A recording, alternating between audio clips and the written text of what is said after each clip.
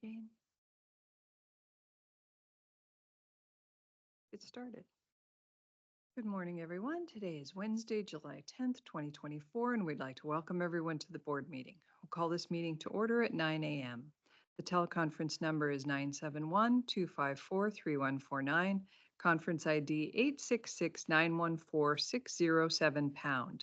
Audio capabilities are listen only and are offered on a best effort for the public. Our meeting is also live streamed, and you can join us online by going to our website or to tctvonline.com. Click on live broadcasts. Before we get started, I'd like to remind everyone to mute your phones.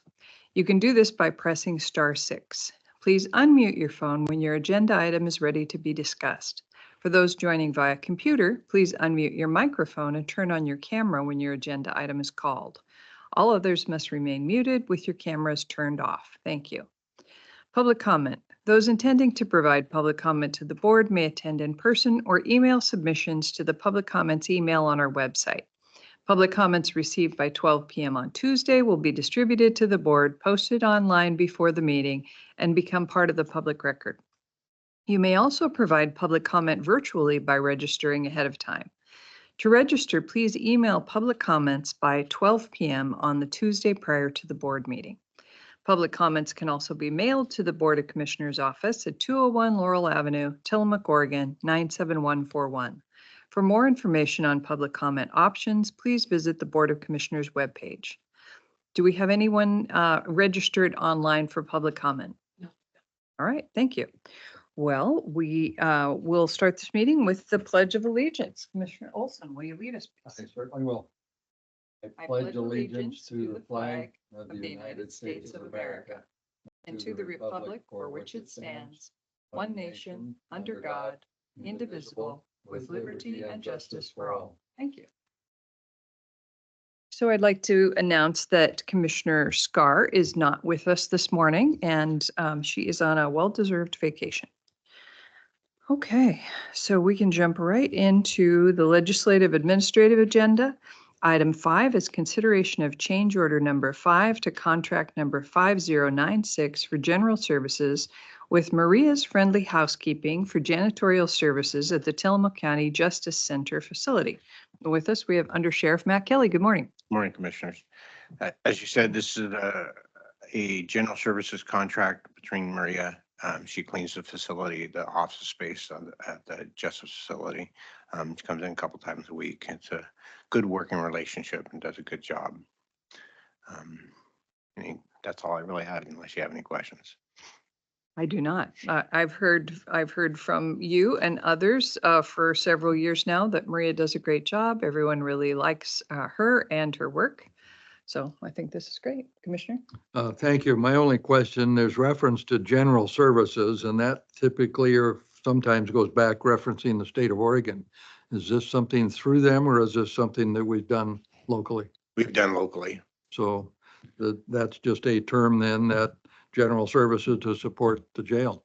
Correct. With your total facility. Okay, no, I have no other issues. And if this individual's had a successful experience, then let's keep it going. All right, thank you. I think we're ready for a motion. All right, thank you, Madam Chair. I would move approval in consideration of change order number 5 to contract number 5096 for general services with Maria's Friendly Housekeeping for janitorial services at the Tillamook County Justice Center facility. I second. All right. We have a motion and a second. Any further discussion? Hearing none, I'll call for the vote. All in favor signify by saying aye. Aye. Aye. Motion passes. Thank you, Matt. Thank you, Commissioner. Item 6 is consideration of an order in the matter of a notice of intent to award a prevailing wage rate contract for construction for Sunset Drive paving in Pacific City. With us, we have Chris Lady, Director of Public Works. Good morning, Commissioners. Good morning. Sunset Drive is in Pacific City, not to be confused with Sunset Avenue, Sunset Drive, Juno Hills, Sunset Drive and PC, Sunset Lane, and Sunset Street. So the Sunset Drive in Pacific City is located, it connects by the Beachy Bridge and continues all the way down to the intersection with, or its tie-in with Bob Schraub. This gets a lot of use. It is actually the beginning point of the Dory Days Parade, and we have the boat launch that is located near the end of this street. So this photo, or these pictures, were taken once every 2 years. We'll have updated photos by the end of September. So this project has been much needed for a long period of time. The city Joint Water Sewer District anticipates putting together a water sewer line down there. So in about 8 years, they'll cut that open. There's also the discussion of a potential multi-use path associated with that. So this work is intended to smooth out the dips and then put a single course of asphalt over top of it. Significant improvement with it, but also with the understanding that we're not going to do the final lift on it because it's all going to get cut open anyways in 8 years. So when we look at asphalt, we look at 20 to 30 year worth of life when we put down asphalt. So 8 years is pretty light in the lifespan of asphalt. We advertised this on June 14th. We distributed 9 copies. We received one bid submitted by Road and Driveway for a cost of $104,350.80. And this notice of intent to award allows people to protest the bid. It goes out for 7 days, of which people have time to protest it. It'll be on the agenda as a contract for signature either on July 17th or July 24th. Work is scheduled to occur just before Labor Day. It'll take about 3 days to do the work. Any questions? Well, thank you. You're going to make about 50 people extremely happy and one person extremely angry. That person I won't identify, of course, but has opined that if the road gets fixed, that will just invite more people to drive by and cause extra traffic and interrupt his or her travel around the countryside. So yes, I think it's a very good thing, and I drive that road frequently, and this is a long time coming and probably will save some vehicles' suspension and tires. So and the plan to leave it at one lift, I think probably makes sense as well. Is that, I guess I would ask, is that something you've done elsewhere, holding as long as 8 years for some other types of road work? So a lot of our repairs have historically, when money was really tight, we would do a single lift, and we would do a skinnier single lift through it, and those held up fine for 8 years. We are putting one lift through the dips and then a called a leveling course, and then we're putting a base lift over the top of that. So 8 years, there's no concern at all as far as the longevity of that for 8 years, and then some. Okay, thank you. Well, and I'm good with that. I think it's a long time coming, and as I said, a lot of people will think this is a good thing. Well, and you can't make everyone happy, right? Indeed not. So I am also fully supportive. I think that road's a bit of a mess, and I don't drive on it frequently, but I do drive on it occasionally, and it's a much needed repair, and so I'm glad we're doing it. So I think we're ready for a motion. Okay, well, I do have one more question. This Dory Days Parade is on the Saturday, a week from this coming Saturday. Will it be done after that, I'm assuming, simply because you said there is a protest period?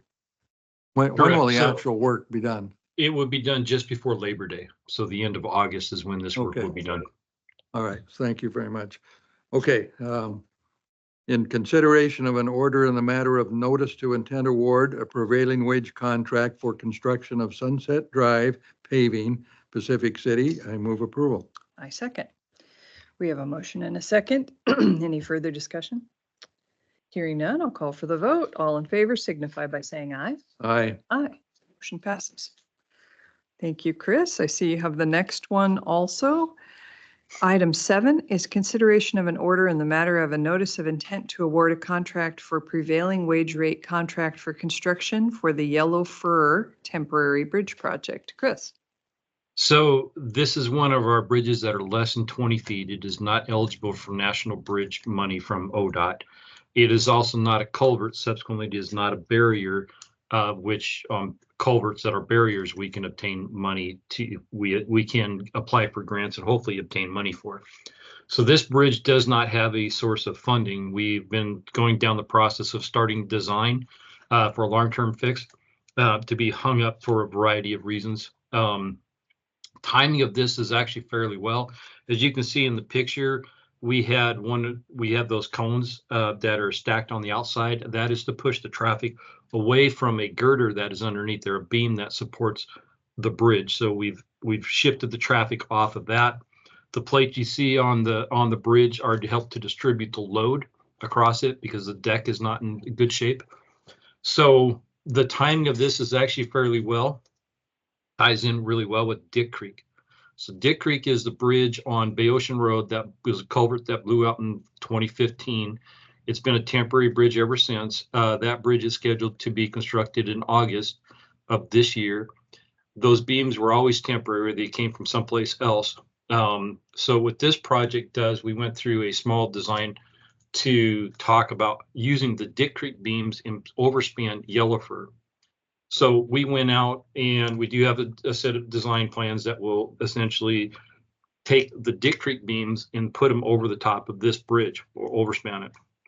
That'll give us a long lifespan, considering Dick Creek has been there since 2015 and is still functioning just fine today. So with those set of plans, we went out and advertised on June 14th in the Daily Journal of Commerce, and then on June 18th in the Headlight Herald. We distributed 11 copies of the plans. We got one bid. That was from Farline. Farline also has a construction contract with ODOT to do the Dick Creek beam. So Farline would essentially pick the beams off of Dick Creek, move them over to Yellowford, and then place them over the Yellowford Bridge. So we're getting a lot of benefit by doubling those two contracts together. Farline proposes to do this work for $102,265. The work is a little bit more involved. Instead of just taking the beams and overspanning it, we do need to have some foundations on which to put that structure. So there's more than just moving the beams over. So we did have one timely bid. It's Farline. We worked with Farline a lot in the past. It's also notice of intent to award, protest period, etc. Contract to be presented to the commissioners either on July 17th or the 24th. Thank you, Commissioner. Thank you. Well, I'm continue to be impressed with the ingenuity and the fact that we do so much with so little in terms of bridges and culverts and things across the county. And this, I think, is another pretty good example. I guess my only question is, we have just the one bid, and it's with an experienced contractor, as you noted. Because you're an engineer, are we looking at numbers that are realistic? In other words, when you only get one bid, I sometimes get nervous that that's not a real test of the market.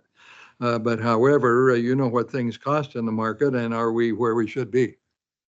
So I believe it is in the end, it's actually a pretty reasonable price simply because of the crane.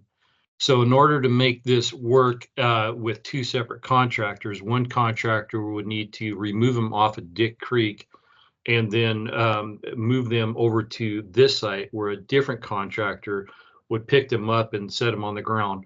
That becomes an issue with the timing and the sequencing of that. If Dick Creek were to be delayed for a couple of days or a week or whatever, we now have a separate contractor who has to adjust his schedule to match the Dick Creek. So the uncertainty of the timing of that does raise some concerns and issues. So it's a lot more uncertainty. We did have a couple of contractors look at that. And they didn't know Farline's bid, but they decided they could not compete against Farline because they already had the other contract on which the beams are coming from.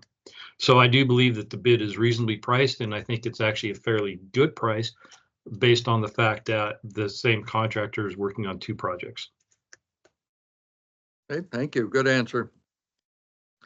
I'm fully supportive of this, and I appreciate how often you repurpose materials So well done, you. The timing on that is great, and I appreciate how you manage materials and manage your budget. So thank you. Thank you. I think we're ready for a motion. Okay, in consideration of an order in the matter of a notice of intent to award a contract for prevailing wage rate contract for construction for the Yellow Fir Temporary Bridge Project, I move approval. I second. We have a motion and a second. Any further discussion? Hearing none, I'll call for the vote. All in favor signify by saying aye. Aye. Aye. Motion passes. Okay, item 8 is consideration of modification number 7 to personal services agreement number 4585 with Clean Earth Environmental Solutions, Inc. for household hazardous waste, conditionally exempt generator waste, and agricultural pesticide waste management services. With us, we have Justin Weiss, the Solid Waste Program Manager. Good morning, Justin. Good morning, Commissioners. Hope you all both had a nice 4th of July holiday. Can you hear me? Yes, we can. Thank you. Fantastic. So yes, today before you have modification 7 to our agreement with Clean Earth Environmental. We've been doing business with them for about 7 years for all of our household hazardous waste disposal. As we know, we talked about during the budget meetings, quite a popular program. We've consistently, over the last 10 years, disposed of over 10,000 pounds of hazardous waste through the program. We had a specifically high turnout last event. So always a popular event and helps keep our oceans, streams, and forests clean. So this is a proposed 6.2% increase for costs associated with and then there's a letter associated with the request for increase. They cite labor costs, supply costs, disposal costs. We're seeing across the hazardous waste industry a lot of increased costs, as we've seen with a lot of the contracts coming through solid waste and departments all across the county with inflation. So this 6.2% lines up with many of the increases we've passed or the commissioners have approved for the hauler rates for some of our other contracted services. So it lines up with what we're seeing across industries in the solid waste sector. And this will be our final modification. So next year for fiscal year 25-26, we will have to go out for an RFP and look for new proposals. So possibly we could get a better deal or work with different companies.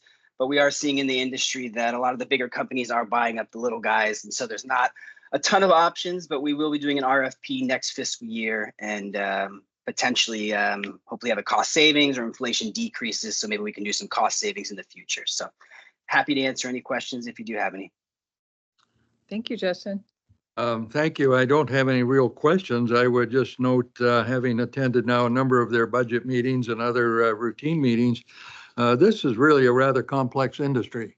There are lots of moving parts. There are lots of waste streams of various types, and managing it and getting the environmental issues behind us or managed properly is a big deal, much bigger than one would imagine. So no, I have no further questions. This is simply a way of doing business, and the increase, as we've talked at previous meetings, I don't think is out of line, because the landfill that's used by waste material from Tillamook County is scheduled to be closed in the not too distant future, and exactly how that's going to impact, we don't know yet. But there, as I said, a lot of moving parts and very complex industry. So yes, it costs money, but then that's better than putting it on the side of the road and driving off. Indeed. Well, I'm supportive of this also. I have had the opportunity to attend some household hazardous waste events in the past and observed Clean Earth Environmental Solutions doing a great job. And I think to Doug's point, it's really very complicated. And I was impressed with how many people there were at the hazardous waste collection event that I attended last, which was some kind of an anniversary.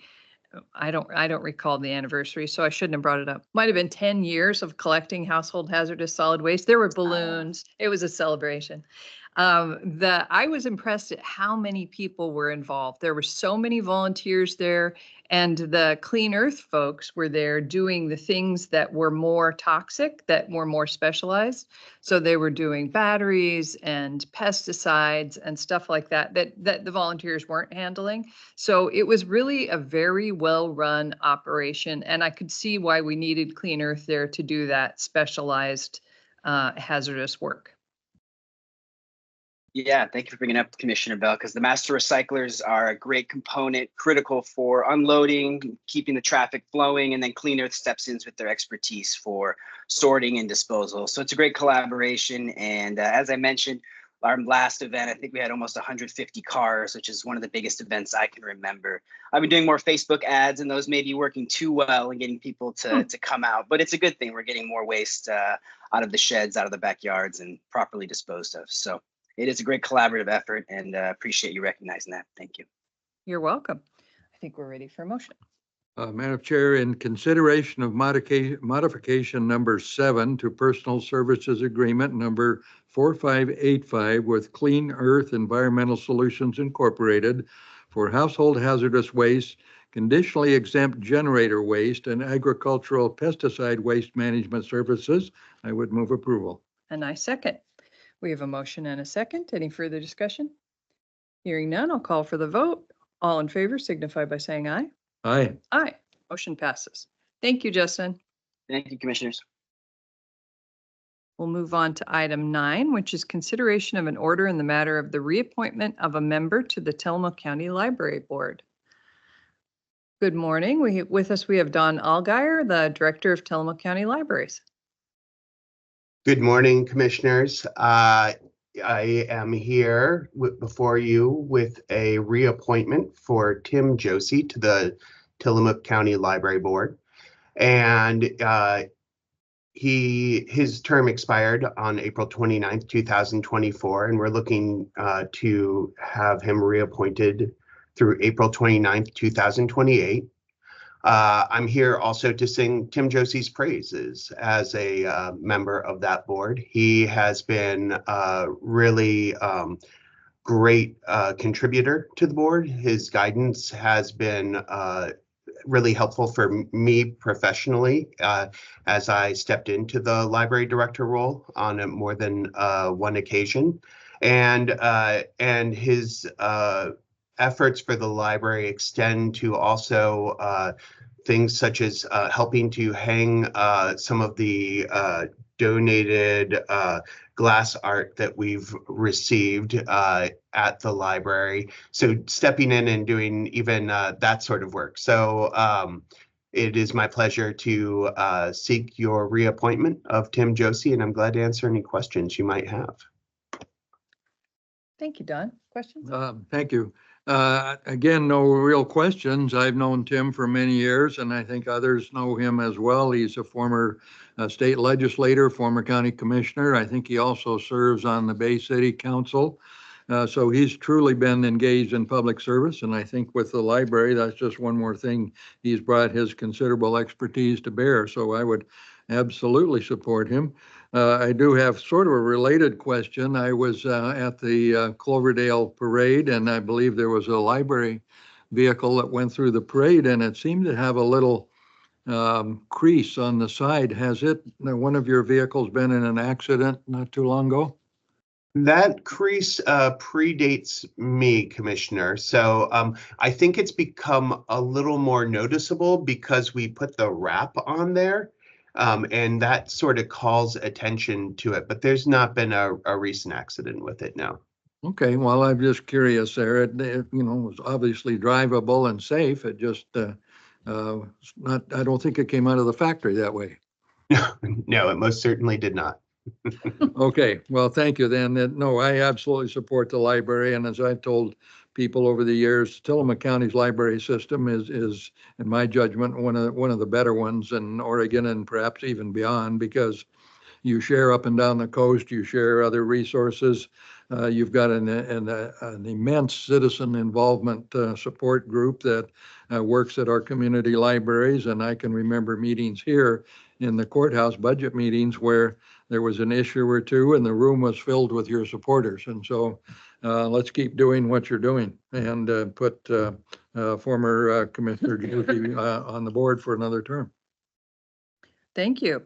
I agree. As the liaison to the library, it's my pleasure to serve with Tim, and he joined the library board after he retired from this board. And I'm grateful for his continued public service, and he's very helpful on that board. So I'm happy he wants to continue. And I'm wondering where you are today, Don. Is that a mural in the children's library? It's just wonderful. I am actually just in my office, but it is the mural from the stairway from the first floor to the second floor. It's a captured image from there, and it's sort of a nice background compared It's to very nice. the boxes of work behind me that you would otherwise see.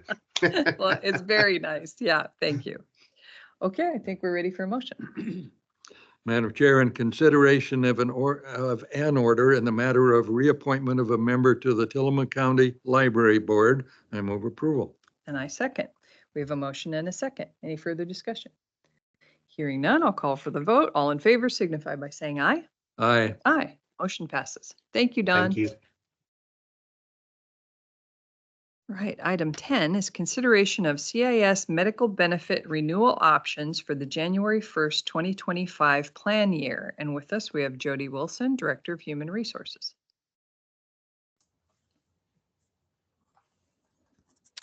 Good morning.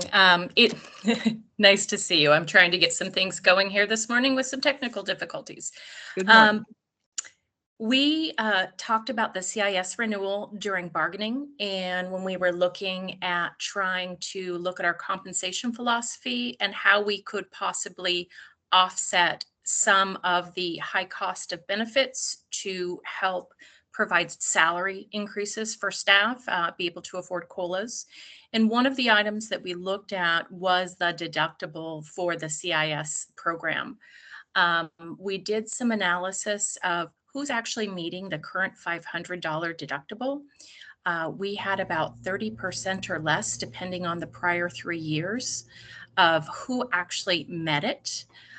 So the majority of the employees were actually not even getting to that $500 deductible. They were using, copays for your prescription or office visit copays, but they weren't getting into the deductible. And, just for reference, some folks are really healthy. They never ever get into the deductible, but the deductible comes into play when you're using hospitalization benefits after a certain threshold of outpatient labs, inpatient treatment. So that's really when the deductible comes. Some employees with not a lot of serious health conditions may go years and never actually use their deductible. And so this is why we looked at this particular plan change in order to try to reduce some costs. The original deductible that we had and renewal that came in for CIS was 5.1%. And after the deductible changed to the $1,000 annual deductible, it reduced it to a minus 1.75% increase. That saved us about $265,000 for the plan year. Now that is total dollars. The employees share in that cost savings in their 10% that they contribute. The one-time agreement for bargaining for this change was also to add a $500 one-time contribution to employees' HRA VIBA. So should that cost come up right out of the gate, there would be a mechanism to help fund those. The other item I just want to mention, just for benefits of education, the county also has a flexible spending account plan. So if an employee knows they're having a surgery and they can plan during open enrollment, they can set that aside, set those funds aside on a pre-tax basis. And that money is available to them as of January 1 of the plan year. So if there are those in that 30% who do need the deductible and this change would impact them. We really would like to help them look at that FSA option or use their HRA VEBA funds. The benefit of the HRA VEBA funds is they roll over year after year. An employee can use them as a savings account. The FSA is more for those known expenses, and they can plan ahead and save whatever their tax bracket is on those known expenses for healthcare. Any questions so far? Commissioner? Thank you. And not really, I did read your material and I'm somewhat familiar with what you're doing, but I guess I would place my trust in you and the other folks who've looked at this, including CIS. And it seems to me that the effort to make everyone whole and continue forward is in place and appears to be successful. So I don't want to get into the weeds because I don't know all the details, but I think it's a reasonable move, and we all can understand and agree that the costs are not going down. So, except for the one where there was a minor adjustment downward. Thank you. I agree. I support this move because it saves the county money, and also because we made the agreement that you referenced to increase our contribution to the HRA VEBA by $500 to make up the difference for those employees to be able to pay the higher deductible. I think the $1,000 deductible for some people could be very difficult, and so I appreciate that that we are making the contribution, the additional $500 contribution to their HRA VEBA account in order to help people pay that deductible. And it's just interesting that it's still is financially advantageous to the county to go to the increased deductible amount, even given that we're contributing $500 per employee to their HRA VEBA accounts. It's still financially advantageous to us. So it's interesting, and I appreciate the thoughtful work about how to move forward and be cost conscious. So thank you. I do have one more question, just out of curiosity. As I look at the health and benefits across a lot of businesses, how long has the county been with CIS? And has there ever been an effort to go out and look at the market, including like some of the Blue Cross programs and Kaiser and others, or have we been with CIS for a long time, and assuming that they compare their plans to the market as well? In other words, what's been the test of the market? So Doug, I think we've always been with CIS as far as, recent history, but I will tell you that in a prior career, we actually left CIS. And I want to talk about some of the benefits of being within the CIS group. Is CIS spreads that risk across their pool of about 5,000 employees. And so when there is volatility in an insurance renewal, they will pull from their reserves and often buy down cities and counties' increases. And so while we may go out and get a lower rate in the open market, and I did this project for Hillsborough, we were the largest employer in CIS, and part of my first year goal was to remove them from the CIS trust. And what we found over time in looking at how that rating experience is there was more volatility in the market. And the larger the group, the less volatility. So at 200 employees, I think we've got closer to 150 in CIS because the Teamsters has their own plan. That 150 life insurance contract has a high potential for volatility. We could get a couple of cancer cases, a preemie baby, something of that sort. And our experience rating could impact our increases much greater outside of the CIS trust than them being able to absorb that trust or that experience or that claim across their trust. So I'm not speaking on specific county experience, but I'm speaking on my experience managing a larger group after they left the market. Thank you. Good explanation, and I'm very comfortable with where we are in the changes, so I will support this. Terrific. I think we're ready for a motion. All right. Madam Chair, in consideration of CIS medical benefit renewal options for the January 1, 2025 plan year, I move approval. And I second. We have a motion and a second. Any further discussion? Hearing none, I'll call for the vote. All in favor signify by saying aye. Aye. Aye. Motion passes. Thank you, Jody. Thank you. Moving on to item 11, we have consideration of authorizing county council to opt in to the national opioid settlement with Kroger Company. Joel Stevens, good morning.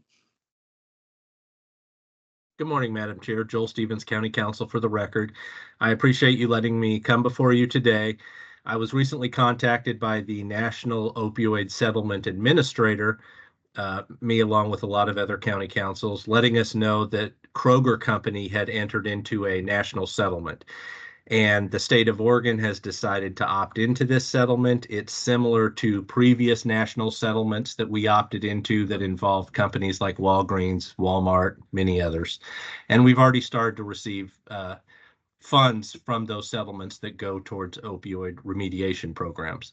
So Kroger Company is now part of the national settlement. The state of Oregon is opting in.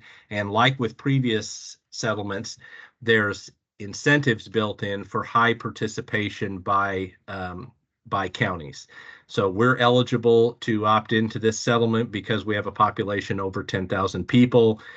The more counties and cities that opt in, the higher the percentage of funds that go to Oregon, and then that is allocated out to the counties through the statewide allocation agreement that myself and some other county councils negotiated through a quite extensive process a couple years ago with the state, but we feel like we got to a good place with that. That same agreement is in place here.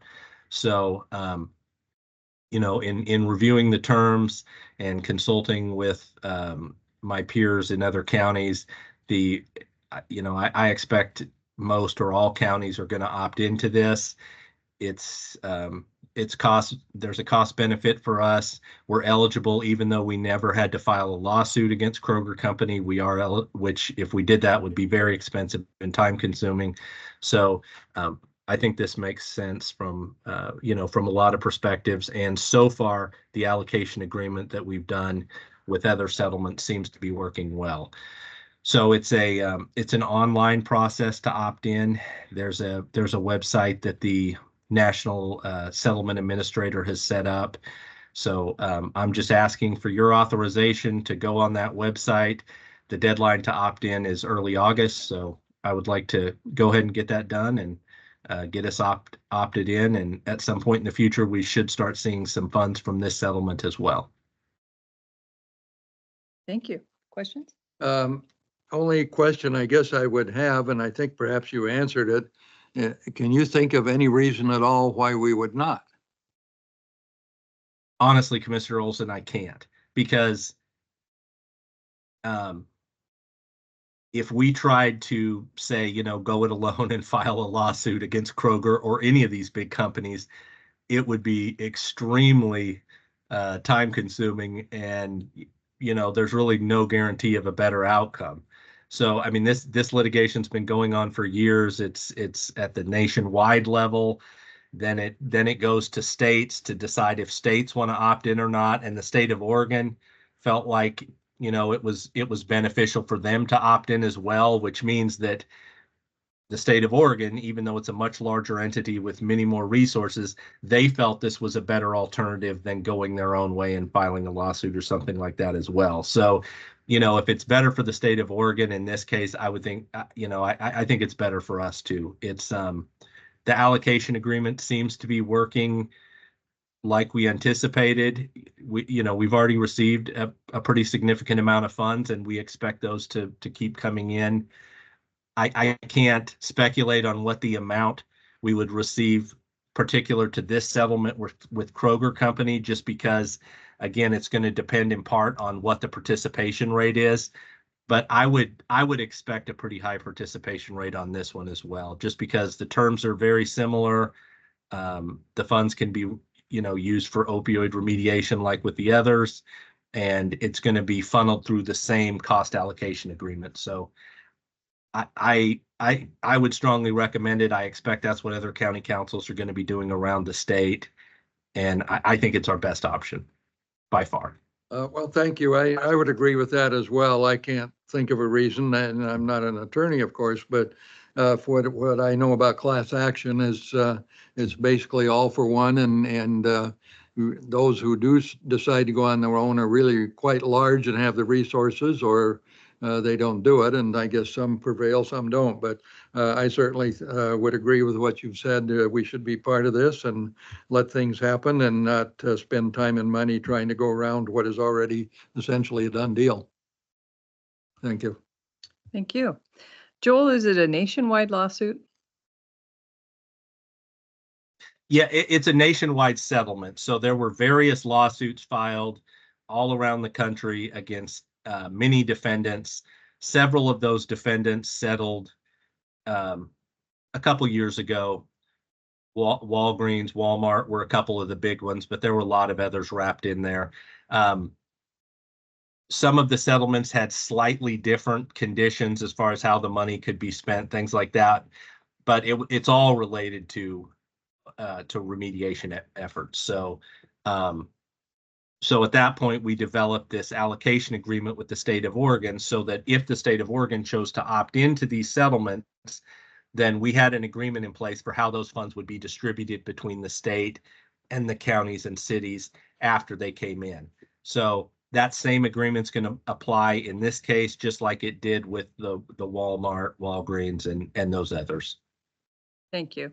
I was thinking that certainly Tillamook County has been impacted by the opioid crisis, as evidenced by increased overdoses, et cetera, increased numbers of people who are suffering from addiction. And then I was thinking that's probably true everywhere in the country, and maybe more so in some places than others, which is why I asked if it was a nationwide lawsuit and settlement. Thank you for your explanation. It's just interesting to think that the problems that we're experiencing here are probably happening in every county across the nation. So it's absolutely a nationwide, epidemic. And I expect a lot of states will, like Oregon, choose to opt into this settlement. Some states have chose to go a different route and, litigate on their own. But as I said, Oregon determined this was the best outcome for Oregon. So I definitely think it's the best outcome for us based on that decision from the state. Thank you. Any more questions? No, I'm good and prepared to go forward. Terrific. I think we're ready for a motion. All right. Madam Chair, in consideration of authorizing County Council to opt in to the National Opioid Settlement with Kroger Company, I move approval. I second. We have a motion and a second. Any further discussion? Hearing none, I'll call for the vote. All in favor signify by saying aye. Aye. Aye. Motion passes. Thank you, Joel. Thank you, commissioners. Okay, item 12 is discussion concerning general obligation bond options for the Public Safety Emergency Communications System bond. Rachel Haggerty, Chief of Staff. Good morning. Good morning. And I have Lauren McMillan here with us from Piper Sandler. Okay, good Hi, morning, Lauren. Hi, good morning, everyone. Since 2019, the county has been working on a process to update the countywide public safety emergency communication system that all of our first responders depend on. This is a multi-year, multi-million-dollar effort to upgrade the system and create a unified, reliable system with countywide coverage.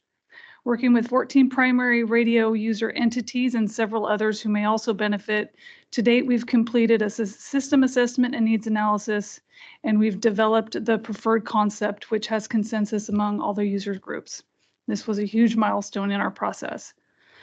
The current system is over 20 years old and beyond end of life. It has limited infrastructure and technology, which is strained by increased service calls. It lacks reliable countywide communication. It delivers inconsistent communication between first responder agencies and neighboring public safety entities. It has been maintained as best as possible, but it is so out of date that many of the replacement parts can only be found on eBay and Craigslist. The cost of deferred upgrades continues to increase the longer that we delay a solution. A few highlights of what the new system will do. It's estimated to deliver a 95% coverage throughout the county for public safety users, which is far above the level of coverage that the existing system delivers. It'll improve communication across all public safety agencies. It will aid in reducing response times by simultaneously transmitting information to first responders. It will have modern technological features. It'll strengthen emergency preparedness by improving connections with neighboring counties, state, and federal partners. The cost includes core network equipment, including network and voting equipment, video surveillance, FCC licensing, and 19 multi-channel VHF antenna systems. New backhaul network equipment, including 17 racks and routers and 32 radios. New subscriber equipment for all of the users, including 1,108 portable and mobile radios, pagers, and base control stations for our 15 responder groups. And site improvements, 1 new tower and upgrades at the 13 existing tower locations, including 1 new shelter and 3 new generators. The cost for engineering and construction is $26,135,000, and this does include a 20% contingency. Thus far, we've secured a $2 million federal appropriation. Staff continues to actively seek funding opportunities and lobby our state and federal delegation. Numerous sources have been sought and only a few are turning out to be potential options, and those only offer very small funding opportunities. In the meantime, coverage and maintenance issues are only getting worse, which continues to put our first responders and those they serve at risk. The county's only viable option to address this urgent need is a general obligation bond. Following a bond analysis last year, the board initiated discussions to consider a bond request on the November 24 ballot. The proposed bond amount, taking off of the project cost, the $2 million appropriation, we're proposing to put forth to the voters a bond for $24,135,000. Staff has since conducted community polling and engaged the services of Praxis Political, the county's outreach campaign team. Local radio ads are running, social media pages are established on Instagram and Facebook, and the new project website should be live by the end of the week. And Commissioner Olson has established a political action committee that can lead advocacy efforts that county staff cannot. So our next steps are this morning, Ms. McMillan is here with Piper Sandler to present the updated bond analysis because we have updated our project costs. And today, staff is seeking your consensus to determine our direction on the bond term so we can prepare the required election paperwork that will come before you tentatively at the July 31st meeting. So today we're just looking for consensus. There's no vote before you. So Lauren? All right, thanks, Rachel. Do you have the analysis that I will share? So let me just get that started.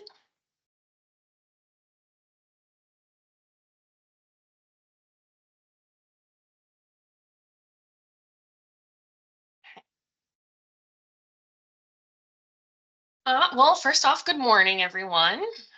Thanks for having me. And just a little bit of background about me, in case you were curious. I work with a firm called Piper Sandler. So I worked on the county's last GO bond in 2018, kind of the remainder of that general obligation authorization for road improvements. I've been working in Oregon public finance for over 15 years. And then prior to that, I spent a few years in public finance in Arizona. So overall, about 18 years in public finance. I've worked with a variety of issuers all over the state of Oregon, and I really do love it. So just a lot of experience and different things to pull from, and I'm excited to work with the county again. So we did a little update, as Rachel mentioned, of the costs, because obviously it sounds like these are needed improvements, but then the question is, well, how are we going to pay for them? So I've got some background information that I will kind of go over very briefly and move more towards the scenarios to consider. But if you have any questions, I would be happy to answer them. But this is kind of the analysis that we prepare for the county. It has some background information because interest rates are one big component of this analysis. I don't have a crystal ball or psychic abilities to know what interest rates are going to be in the future. So, you know, they are changing all the time. You can see on this graph. And basically what we do is we look at where current rates are, and then we add a cushion over those rates in order to account for any volatility, any changes, upswings in those rates between now and when the bonds are actually sold. So given a November election, the county is likely going to actually sell those bonds and lock in those interest rates early next year in 2025. So obviously, that's a fair amount of time. We don't know what's going to happen, but that's just one component that goes into our analysis. Another component is assessed value. So I, again, don't know what the assessed value is going to do in the future for the county. The best we can do is take a look at what your historical assessed value growth has been. We do want to bake some assessed value growth into the projection because, as you can see in this table, the county's assessed value is growing usually every single year and has had positive growth every single year back to 2004. So we want to put some growth in there. We don't want to be too aggressive, though, because what happens is if we put a higher assessed value growth in the model than what actually comes to pass, then the resulting levy rate that is set in the future may end up higher than what we've estimated in the ballot title. And so this is just a conservative approach, putting in some amount of assessed value growth. I believe we have 3% in the projection. And as you can see, that's pretty conservative to where your assessed value growth has been over the last few years. We do take a look at what debt the county has outstanding, make sure you're within your general obligation debt legal capacity, which is not a concern at all. The legal limits in Oregon are pretty generous. So that is not right, though, because you guys are not a school district. But in any case, you do have a very substantial geodebt capacity. But we'll get that updated for the next time we look at this. You also have one bond issue that remains outstanding in the 2018 deal I had mentioned. Your 2013 bonds matured in fiscal 24. They just paid off last December. So this next chart or table really just feeds into the graph, which I think is a little bit easier to digest. Again, here's that 3% projected assessed value growth. We do factor in some amount of delinquent tax collections. Was that a cough or did someone have a question? Cough. Okay. And then here is your actual historical levy rates for the bond only. And then the projected ones. So you can see the actual levy rate that's set can move around quite a bit. That depends on a number of things. Again, future AV growth is a big component, but also, it can, the amount that you levy can be impacted by estimated delinquencies. And then also if you're building up fund balance in your debt service fund, that may go into and help reduce the amount that you levy. But the levy rate is projected to fall beginning in now this current fiscal year in fiscal 25. So there is sort of a little bit of capacity to kind of bring this rate back up to where it was in prior years.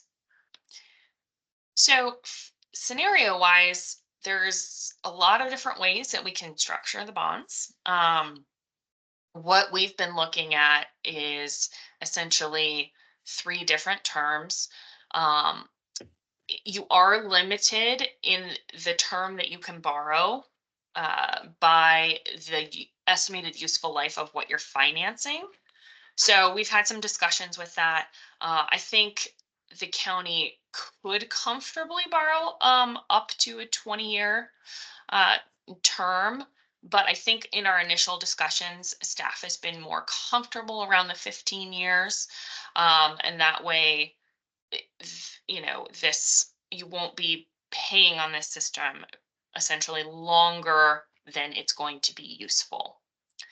I do have some detailed graphs and things on the next couple of slides that I think will help digest this a little bit better, but just for comparison's sake, we have all 3 of these options here. Again, we've assumed the bonds sell early next year. You can see the different terms here, and then the different projected levy rates. So really looking at the different terms is very similar when you're evaluating the term of your mortgage. As you increase the amount of time, like say go to a 30-year mortgage, your interest rate is likely to increase, but that helps bring your annual payment down. And so that's the trade-off that we're looking at. For a 10-year option, the shortest one that we looked at, the projected levy rate is about 46 cents, and your estimated interest rate is about 437. And again, all of these include a cushion over current interest rates. For the 15-year option, the projected levy rate goes down from 46 to 32 cents. And your interest cost goes up. You can see the total amount and the rate both go up. Again, that trade-off there. Higher total interest cost, but lower annual cost. And then similar moving out towards the 20 years option. The levy rate goes down to about an estimated 26 cents. And again, it's important that these are all estimates, since there are things in the analysis that we won't know. Again, we won't know interest rates until the bonds are sold. That's when your interest cost will be locked in and your payments will be locked in. But even at that point, we won't know future assessed value growth, because the county assessor is going to set that levy rate in the future each year once those new assessed values are set. So I promised more detail here. We do have this chart for each option. And we are looking, this again is that 46-cent levy rate. So the idea is to sort of target a level levy rate over the life of the issue.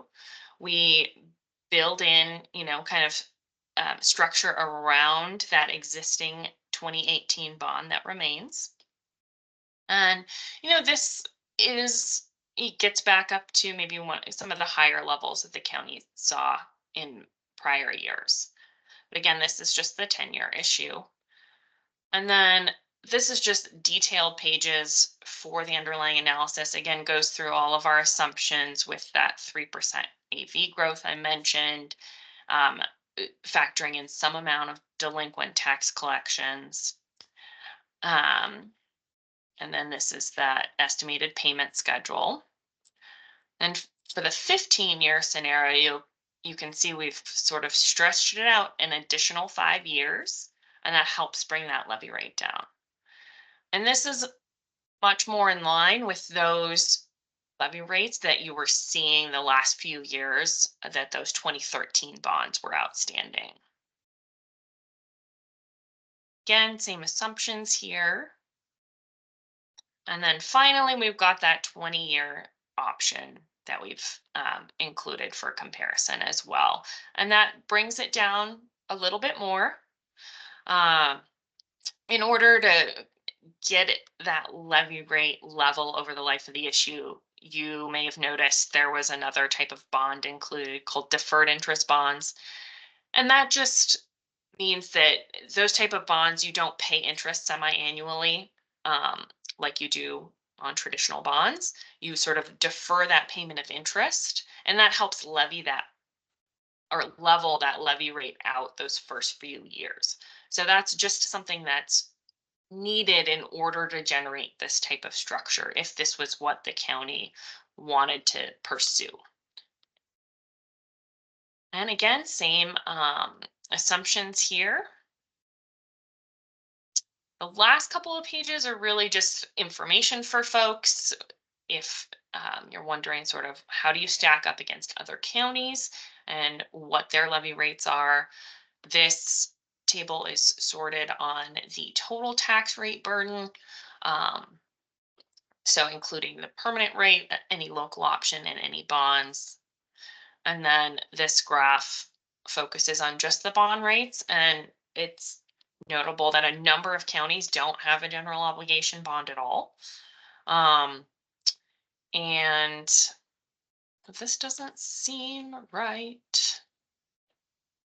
Oh no, yeah, your levy rate is still high in 24 at 28 cents. It's in 25 that it will drop. So basically, with the new issue, depending on which term that the county decides to move forward with, you're kind of going to be in the same spot that you were this year. And that is all that I had to cover. Can I answer any questions? Commissioner? Thank you. Yes, I have a few questions. I think my chair is losing. It seems like I'm awfully low here, but I'll fix that another time. Thank you. I did read it through, and I even put it in a nice cover here for my reading pleasure. And so I have a couple of questions. And by the way, I also invited our assessor who is here this morning, and the assessor-elect who will be taking over the first of the year. And they're in the room, and they may chime in here if they would like, and may throw a question their way. But I did go through this in some detail, and I have no issues with the overall package at all. I think it's what we've talked about, and I know I was on at least one of the calls with you earlier. And so I'll just offer my observations on this as we go through it. First of all, of the three options, meaning 10-year, 15, and 20, I think for Tillamook County, the best fit far and away is the middle option, the 15 years. And the reason I say that is I think it's important that when you're buying relatively high technology equipment that you not exceed the life. And notwithstanding having said that, I think there's also some statutory provisions, as you pointed out, that don't allow you to exceed the useful or estimated useful life of a product that you're buying on time, so to speak. One of the reasons that we're doing this in the first place is our system was acquired over 20 years ago, and it's dreadfully out of date. I'm looking at our radio people in the back of the room here as I say this, but nearly all of it is analog, and now, of course, everything is digital. It's also, as was pointed out earlier in Rachel's remarks, there's considerable difficulty in getting parts. They have to be obtained on the open market through eBay and other sources that are simply not, in my opinion, how you run a public safety radio system. The people who are served by this, which is all of us in Tillamook County, and all of our visitors, which number well into the hundreds of thousands over the years, when they call 911, they expect a prompt reply, either whether it's police or fire or medical or even a tree down in the road, those kinds of things. They want somebody to respond. And we have a fairly large county. The population base is relatively low, about 28,000. But we're 75 miles long and 35 miles wide, and we have some actual wilderness areas. We have lots of beachfront, And on a day like today, where it's especially hot in the Willamette Valley, we probably have somewhere between 75 and 100,000 people in the county today. And if they call 911, they want help. And those who respond then need to talk to each other. They need to talk to the medical facilities. They need to call for backup, whatever it is they need to do. And it's getting more and more difficult and problematic to even do that. So having said all that, I don't think there's much question in any of our minds about the need. So then the question, how do you pay for it? And as I look at this, it seems very obvious that the 15-year amortization, first of all, would be retired while the equipment, I think, there's a good chance it will still be current. It may be towards the end of its useful life, but I think 20 years it most certainly would be. So 15 seems to me to be the best combination of the rate as combined with the useful life of the equipment, and something that's affordable for the people we would ask to pay for this. So one or two questions, I made some notes here. I will ask that. I'll ask the assessor, maybe the two of you could come up to the table here where you can reach the microphone. And I don't know that you've had an opportunity to look at this, but the current, the assessed value now, but not the assessed value, the real market value is about 12.2 billion. And that's all property. So my first question, and I'll ask the assessors, is that sound about right now from your understanding of the, we're talking about now the real market value? Real market values for all the property in Tillamook County that's on the rolls. Yeah, last year the certified real market value was 12.6. 12.6. So this is even a little bit below that. And then when you get into these kinds of issues, the money actually goes against the assessed value, which is somewhat less. And the report given to us from Piper is 6.296 as the total assessed value. Is that about what you have now? Correct. Okay. So then I think we're all in agreement that's what it is. Now, and I'll distinguish without getting into long-winded discussions here, the actual market that some property may change hands for on a normal sale where you have a disinterested seller in arm's length transaction, so to speak, might even be higher than that. But that doesn't really factor in anything we're talking about here today. We're looking at the real market value and then the assessed value, which is the actual number against which the levy is placed. And so having said that, and having our assessors say the 6.296 is the number, and that goes up. I think what we're doing in Tillamook County, we're going up 3% a year as provided in the statute of measures 5 and 50 some years ago. And then don't we add, and maybe the treasurer who's online can answer as well, we add another 1% roughly to take it up to 4% to account for new construction. Is that, am I in the ballpark on that? I'll ask our assessors on that. Well, I want to just say, like she said, we don't have a crystal ball. Yeah. Cassandra was smart to print this out of the history of what's happened with the real market value and the assessed value. And I also wanted to say that I think the assumptions presented here sound valid, but as far as I know, neither of us have seen this document. So I would like to just review it to see if there's anything I see that might, spark a red flag of any kind. But I think the assumptions that we've been presented with are good. It's very volatile with the different values because we have the residential market, we have utility properties that we've had some lawsuits recently that some of those values are going down. We have exemptions that are being allowed that take value away from the assessed value. So I think the assumption with the 3%, I think it was actually like a little over 4% increase, but we've had a lot of new construction in the last. Right. And we typically tell the districts every year, safe to say 3%. Mm-hmm. What Sean does, if she adds that additional 1%, I don't know. Okay. Well, let me ask Sean. I see she's online. Could you, she's the treasurer. Sean, if you're there, could you come on and speak to that? Just by way of putting it on the record that that we all agree these numbers are pretty good. And then in terms of our budget process, which was another question I had, don't we add about 4% to allow for the growth?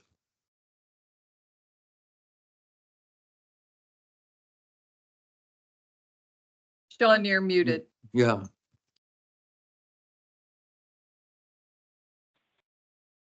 I thought it was 3 last year. Okay, I had Sean. to star 6, unmute myself. Sorry. Dang it. Debbie's really quick on that mute when I call in. Anyway, I work with Denise each year during the budget season. We've been budgeting about 3.25, 3.5%.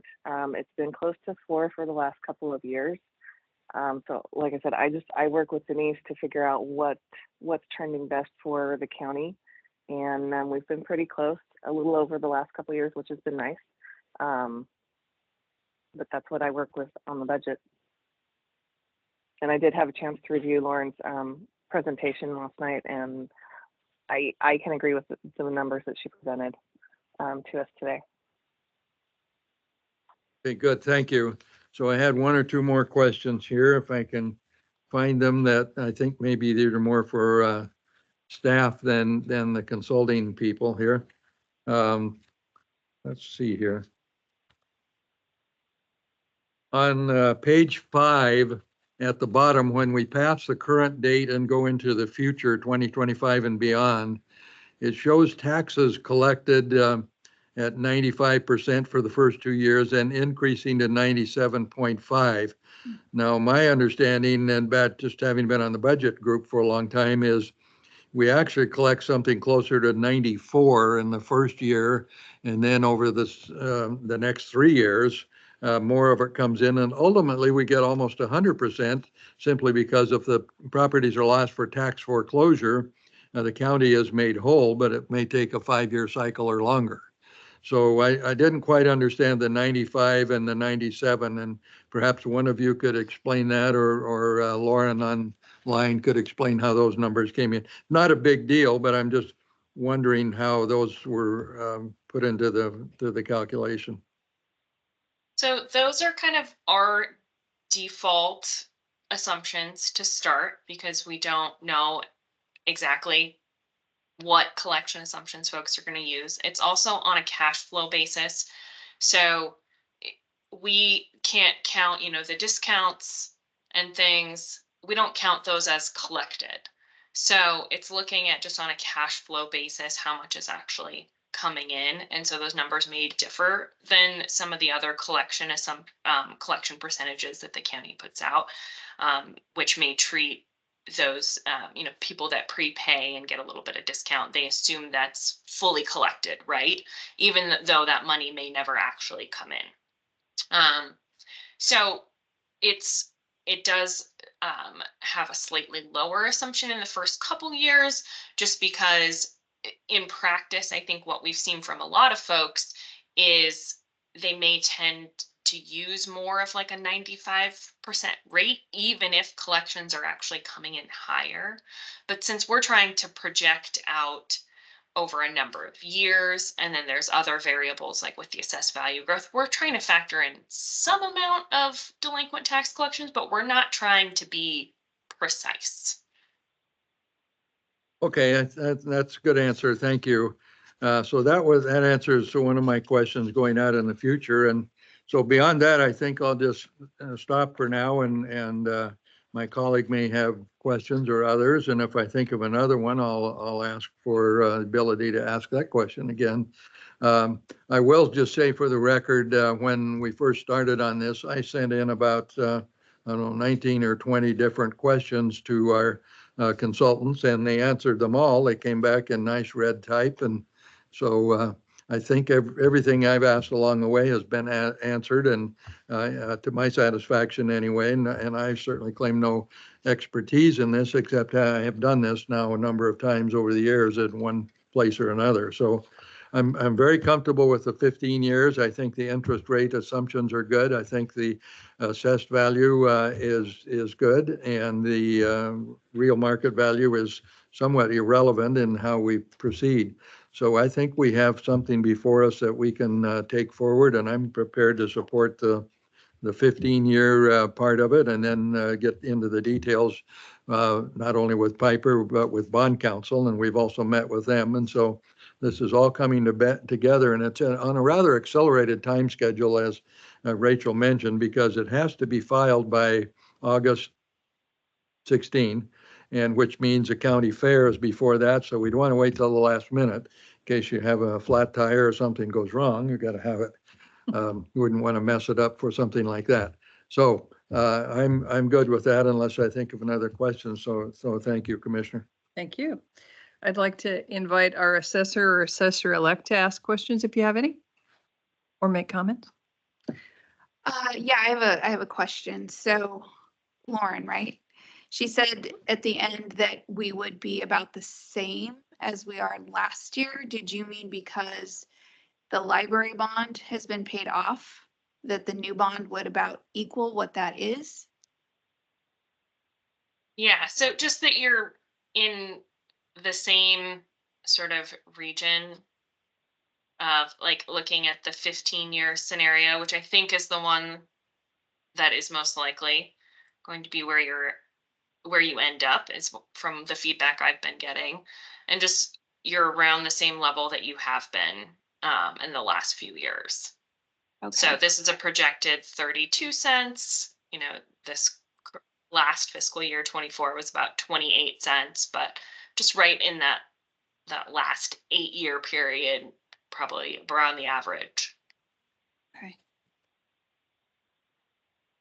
So in theory, the library bond comes off and this new bond comes on, and it's taxpayers won't see that much of a difference.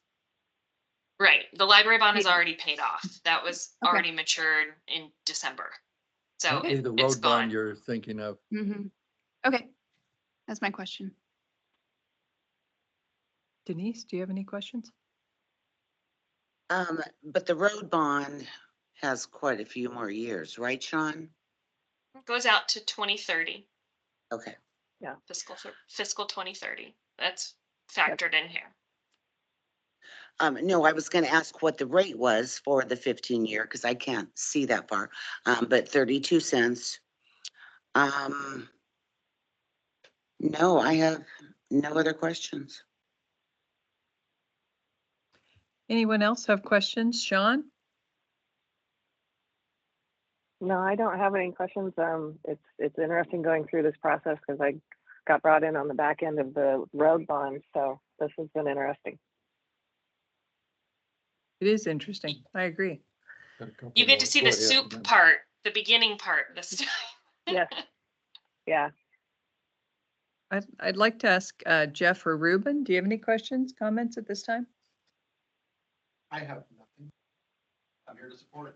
Okay, terrific. Commissioner? Thank you. I'll just make a couple more comments, having spent now a fair amount of time on this. One is there's a chart in this material given to us from Piper that shows all 36 counties, and actually there's 36 counties, but Clatsop County has a different system over there, not Clatsop, Clackamas County, where they actually have a rural and an urban area, and they tend to separate how they tax and how they apply different percentages and so on. It's almost like two different counties in some respects. Tillamook County has a lower rate than all but, let's see, about 14 counties have a lower rate, 13 counties have a lower, and this is the base tax rate. And the others have a higher tax rate. So I guess my point is Tillamook County is roughly in the lower third of all of our counties in terms of real property tax rates. And that's the fixed levy of about $1.50. And then when you add in some of the bonded, we're still in a much stronger position in terms of our ability to borrow, in terms of our ability as a percent of the total taxable base and so on, than many other counties in Oregon. And I guess I'd ask the assessor if, did I misstate that, or notwithstanding some of the other issues that, go back to the state and the state legislature. No, I think that's an actual valid assumption.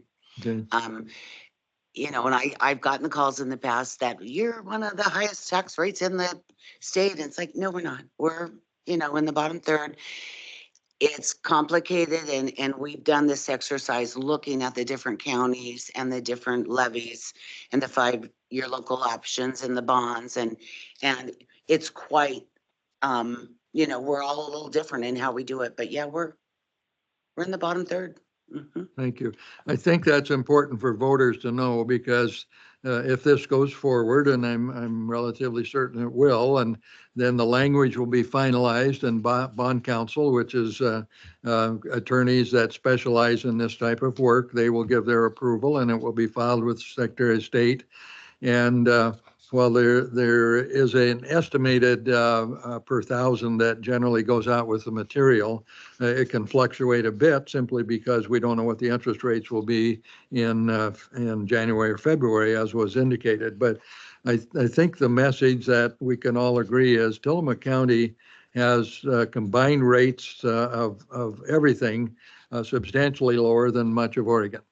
And so, having said that, I'll stop talking, and I'm prepared to take this to the next step at the 15-year level, 15-year numbers that were given with the estimates, unless somebody has a better idea. Well, I do not have a better idea. I agree with the 15 years, and so I'm certainly supportive of that. I think the 10-year level it's just a more difficult, higher tax rate, and the 20 is too long. So too long for the natural life of the system. So I agree with the 15-year. I think the questions that I had have been answered already in the course of this conversation, and I appreciate the work that's gone into this. In reviewing it, I had complete confidence in what we've been presented. So thank you. Thanks everyone for your work. I did want to point out, can I point out one small thing before I finish? Yes. Thank you. Just in order to get 15 years of payments, you can see that the amortization period, or the term here, is a little bit over 15 years. And the reason for that is we typically schedule principal payments in June because that's going to be your larger payment. And we found that ties in well with the property tax collection cycle. And so in order to have 15 years of payments, but issue before June of 25, in this case, in February of 25, then the term ends up slightly longer than 15 years. So what you would see in the ballot title would actually be 16 years in order to get those 15 years of payments. Okay. Just in case you saw it later and were like, wait a second. Thank you. You're welcome. Okay, Lauren, do you have anything else for us? I am done. Thank you so much. Thank you. Rachel, anything else? Okay, thank you. Thanks, everybody. Thanks for joining us. All right, that was a non-action item. So with that, we can move on to board concerns. Commissioner? None other than what we've talked about. We do have this afternoon a budget roundtable. We'll have our budget committee present, and the three of us, I believe Commissioner Scar may join by remote control. And we're going to look at a number of options that are now past 50. We keep adding every day. Somebody has a new idea, and we'll evaluate them in some detail, but not as much as we will over the coming months. But it'll be a good start to solving some long-term budget issues, particularly related to the general fund. So that would be all I would present at this meeting. Thank you. Thank you. All right. Well, with that, I will read our meeting and announcements. There is no board briefing scheduled for today, Wednesday, July 10th at 2 p.m. because we will, as Doug just said, attend a budget committee roundtable today at 1 p.m. to discuss upcoming budget planning. The meeting will be held in the Commissioners' Meeting Room 106, Tillamook County Courthouse, 201 Laurel Avenue in Tillamook. The teleconference number is 971-254-3149. Conference ID 866-914-607#. The Local Safety Coordinating Council, LIPSIC for short, meeting will be held Monday, July 15th, 2024 at noon. The meeting will be held in this room, the Board of Commissioners Meeting Room 106 in the Tillamook County Courthouse. The teleconference number is 971-254-3149, conference ID 155-859-952#. The commissioners will hold a leadership team meeting to discuss the strategic plan on Monday, July 15th, 2024 at 2 p.m. The meeting will be held in the Board of Commissioners Meeting Room 106 here in the courthouse. The teleconference number is 971-254-3149, conference ID 866-914-607#. The commissioners will hold a board briefing on Wednesday, July 17th, 2024 at 2 p.m. to discuss weekly commissioner updates. The meeting will be held again in the Commissioners Meeting Room 106, teleconference number 971-254-3149, conference ID 866-914-607#. And if folks are interested in any of those meetings, you can go to the county website, to the Board of Commissioners landing page, and find all of that information there. So I want to thank everyone for the meeting today, and we will adjourn at 10:25 a.m.